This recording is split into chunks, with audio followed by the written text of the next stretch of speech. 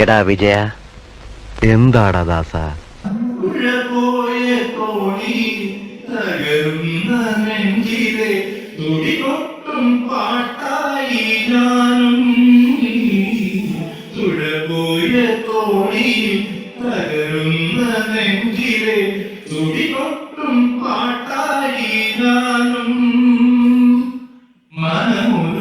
പാടുന്ന പാട്ടിൽ മറുപക്ഷി ഇടയുന്ന ചേരകൊച്ച കേട്ടു.